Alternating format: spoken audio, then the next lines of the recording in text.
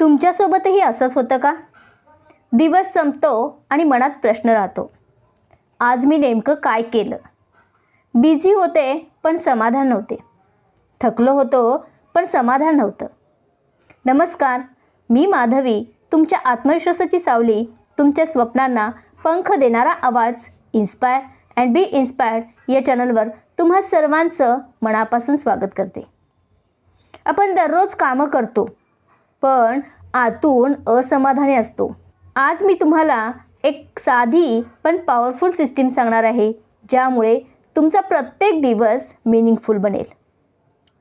पहिली स्टेप म्हणजे रोज रात्री 10 मिनिटे पुढच्या दिवसासाठी. यशस्वी लोक सकाळी उठून प्लॅन करत नाहीत, ते आधीच्या रात्री तयारी करतात. बेंजामिन फ्रँकलिन रोज स्वतःला विचारायचे, what good shall I do this day? आपण काय करायचं तर 3 महत्त्वाच्या कामांची यादी लिहा. उद्याची कपडे, बॅग तयारी करून ठेवा. मोबाईल बाजूला ठेवा आणि शांत झोपा, कारण स्पष्ट सकाळ ही स्पष्ट रात्रीतूनच जन्मते. दुसरी स्टेप म्हणजे सकाळचा गोल्डन हावर फक्त तुमच्यासाठी राखून ठेवा. पहिली 60 मिनिटे तुमचा दिवस ठरवतात. मोबाईल उघडून दुसऱ्याचं आयुष्य बघायचं का की स्वतःचं आयुष्य घडवायचं? या 1 तासात आपण कृतज्ञता व्यक्त करू शकतो, व्यायाम करू शकतो, वाचन करू शकतो आणि आजचा आपला दिवस कसा जाणार याबद्दल व्हिज्युअलायझेशन करू शकतो. लक्षात ठेवा, तुम्ही सकाळ जिंकलात तर दिवस जिंकलात. तिसरी स्टेप म्हणजे रूल ऑफ 3 लक्षात ठेवा. आता तुम्ही म्हणाल, रूल ऑफ 3 म्हणजे काय?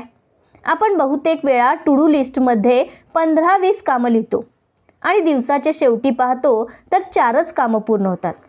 मग गिल्ट सुरू होतं, मी काहीच केलं नाही. रूल ऑफ 3 सांगतो, दिवसाला फक्त 3 अत्यंत महत्त्वाची कामे ठरवा. ही अशी कामे असावीत की ती पूर्ण झाली तर तुम्हाला वाटलं पाहिजे आजचा दिवस सक्सेसफुल होता. आता ही 3 कामे कशी निवडाल? स्वतःला विचारा, हे काम मला माझ्या मोठ्या ध्येयाजवळ नेतंय का? जर तुमचं ध्येय फिटनेस असेल तर 30 मिनिटे व्यायाम करा. तुमचं ध्येय यूट्यूब ग्रोथ असेल तर एक स्क्रिप्ट कंप्लीट करा. तुमचं ध्येय आर्थिक स्वातंत्र्य असेल तर इन्व्हेस्टमेंटबद्दल 20 मिनिटे शिका. ती 3 कामं रिअलिस्टिक असावीत.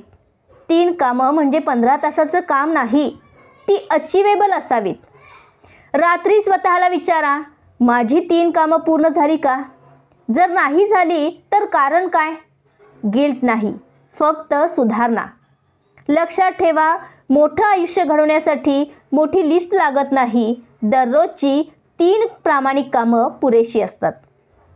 चौथी स्टेप म्हणजे टाईम ब्लॉकिंग टेक्निक. तुम्ही वेळ मॅनेज करू शकत नाही पण स्वतःला मॅनेज करू शकता. टाईम ब्लॉकिंग म्हणजे 9 ते 11 काम, 11 ते 12 कॉल्स, 5 ते 6 फॅमिली टाईम. लक्षात ठेवा, जेव्हा वेळेला नाव देता तेव्हा वेळ तुमचं ऐकते. आणि याच संदर्भाने व्हिडिओ आपल्या चॅनलवर अपलोड झाला आहे, त्याची लिंक डिस्क्रिप्शन बॉक्समध्ये दिली आहे, तो नक्की पहा. 5वी स्टेप म्हणजे डिजिटल डिसिप्लिन. तुमचा दिवस मोबाईल चालवतोय का की तुम्ही मोबाईल?